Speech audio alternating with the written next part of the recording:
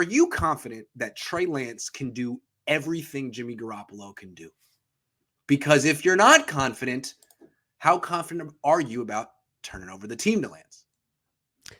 Am I confident? No. I mean, confident, no. Hopeful, yes, absolutely. Because there's evidence that supports the idea that Trey Lance improved by leaps and bounds simply from his first start to his second. And in both of those instances, I saw enough talent on tape for me to rest my laurels on, for me to say, yes, the 49ers are in good hands. The intangible, the interesting aspect, the thing that's difficult to measure that some fans will laugh at you for even talking about is this leadership aspect. And I don't laugh at it because I've spent an entire career making a pretty healthy living off of teaching people leadership, off of educating people within Fortune 500 companies about what leadership means and how to grow their own personal skill sets in that regard.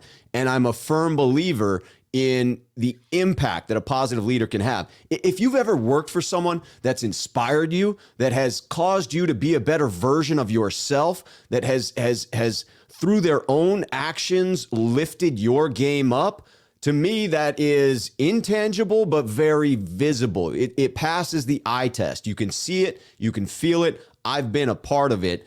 And that's the aspect that's a bit of an unknown for me right now about Trey Lance. It's a known quantity for Jimmy Garoppolo. I know how that locker room responds to him. I'm not sure how they're going to answer to Trey next year.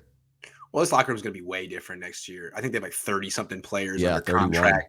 This team's going to be way different. He's going to be here a very long time. So I'm not really concerned about how the 30-year-olds take to him. They're going to have to take to him, and then they're going to be gone. I do think he's shown leadership qualities. They said that they always say he has that CEO type personality. And what I like about him in the few instances he's had after games, he's very much an accountability guy. He's very much I did this wrong, I take this. Whereas Jimmy, what he learned in New England is it's not about you win or lose. It's we. We did this, we did that. And it bugs me when they lose because he's like, nah. Don't say we when you threw a pick. But that's how he learned in New England. It's not your fault. It's not your credit. It's all of us. Fine. That's different styles of leadership. What I want to say with Trey is I know it was just the Texans. And I think some people, his skeptics or Jimmy fans, just write off that game and just say it was Houston. Okay. Houston beat Tennessee. Houston it's an NFL team and they have some good players. And what I was impressed was in the first half of that game, Trey looked not ready. He looked talented, gifted, but passed up open receivers, wasn't really hitting things in rhythm on time. And that's the kind of thing that Kyle would be like, well, okay, like I know you're a good athlete, but are you ready? Like Jimmy. And then I don't know what happened on that last drive in the first half, that 2-minute drill, when it was like, you got to get the ball out quick and people got to get out of bounds. All of a sudden, he hit, I think it was Debo on a snap. All of a sudden, he was hitting throws from the pocket on time, in rhythm, with anticipation. And that was my big question with him. And he did it 4 or 5 times in that game. It doesn't mean he's going to be great at it. It doesn't mean he can do it all the time, but I'm confident that he can do those quick rhythm passes. That's Jimmy's whole game. Jimmy's going to be better at that than Trey. But I think Trey can do it. He can well enough to allow him to function in the offense. And then all the other stuff he gives you is why you drafted him.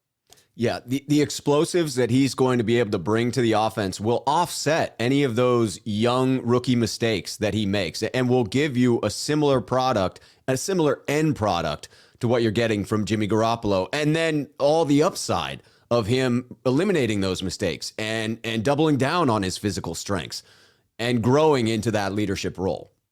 That throw that he had to Kittle at the end of the game between two safeties up the middle was really, really nice. And it was like, that's a Jimmy Garoppolo throw. That's a big boy. That's an NFL throw.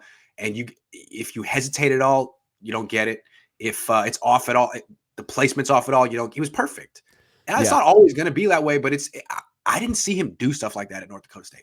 Right. That was an NFL caliber throw against an NFL caliber defense. I'm tired as well about people disparaging the Houston Texans. Yes, in the league, they are one of the worst teams. But let's not pretend that the difference between the best team in the league and the worst team in the league isn't actually a small difference. That's what provides parity in the NFL. That's why you see so many worst to first jumps every single year. It's why on any given Sunday, one team can beat the other. It's not as vast of a difference as people want to make it out to be. And remember, the Niners are outrageously stacked. They just got to the NFC Championship game with an injured quarterback. His injury is in his thumb on his throwing hand. And his TD to INT ratio since the injury is 1-3. I mean, no disrespect, but he's hurt.